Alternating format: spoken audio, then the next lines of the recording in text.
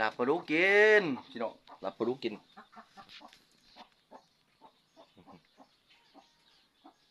ปลาดุก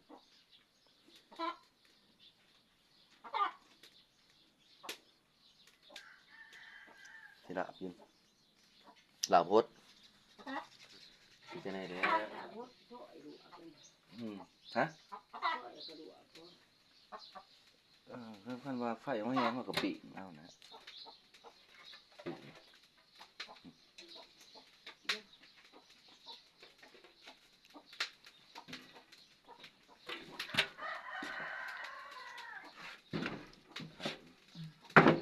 ลายมันใหญ่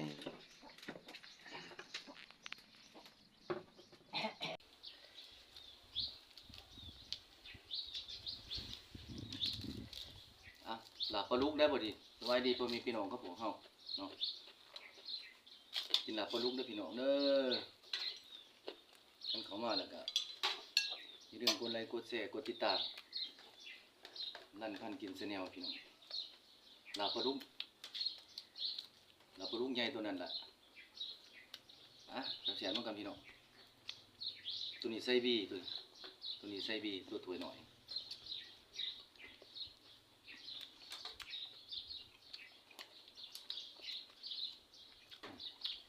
พักสม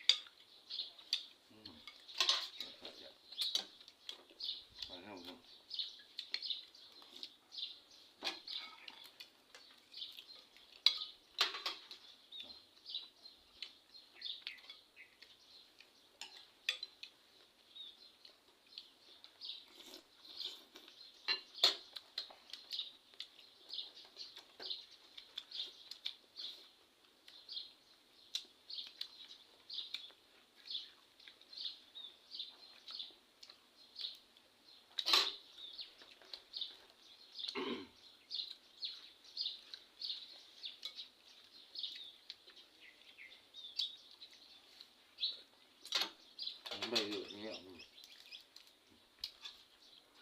ดูโรย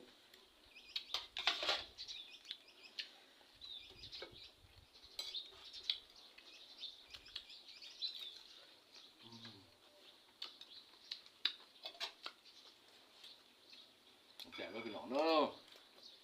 เอามากินในร้านมากินพร้อมกัน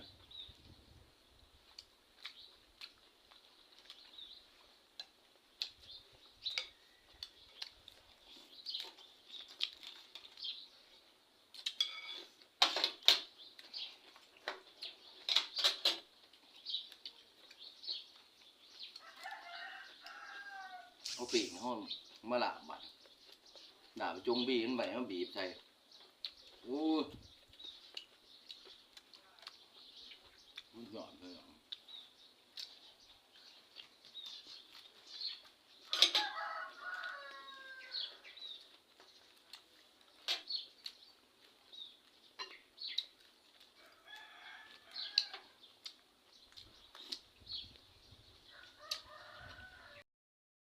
อันนี้ตัวต้มมานี่ต้มสดน้ำอันนี้ผักส่วนต้มผักสะอุ่มผักขาดื่มออกนั่งดื่มออกแซ่บพี่น้องแซ่บส้มหนาตุ่ม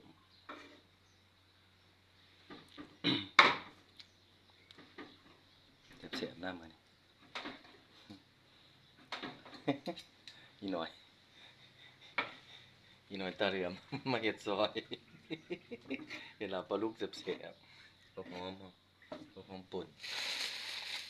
ลายสับหอมมาได้เขาท่าเขาท่า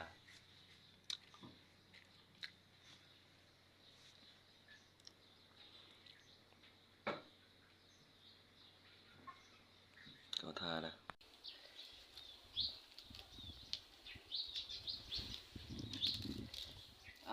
ปลาลูกได้บ่ดีสบายดีพ่อแม่พี่น้องครับผมเฮาเนาะกินลาบปลาลูกเด้อพี่น้องเด้อกันเข้ามาแล้วก็อย่าลืมกดไลค์กดแชร์กดติดตามนั่นพันกินแชนแนลพี่น้องลาบปลาลูกใหญ่ตัวนั้นล่ะเสียบๆเหมือนกันพี่น้องตัวนี้ใส่บีตัวนี้ใส่บีตัวถ้วยหน่อย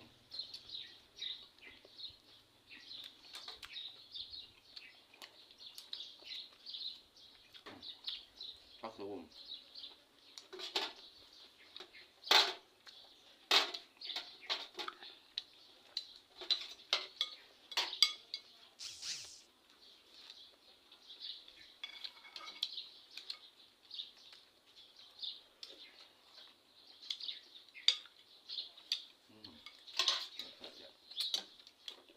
มาแล้วครับ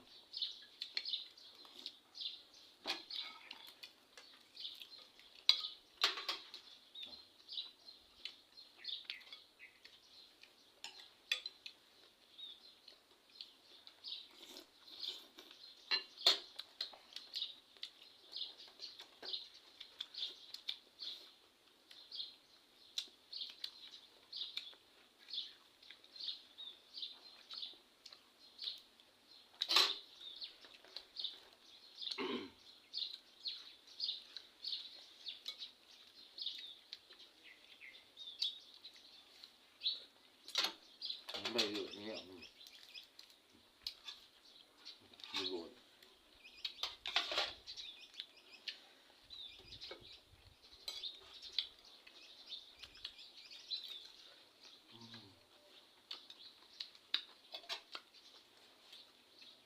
แจกไว้พี่น้องเนาะ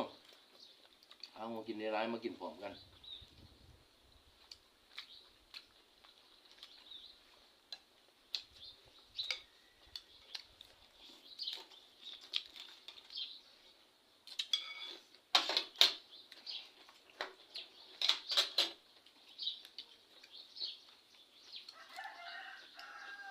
เอาปีกในห้องมาลาบบัดด่าไปจงบีมันใบมันบีบใส่โอ้ยมันหยอดเลย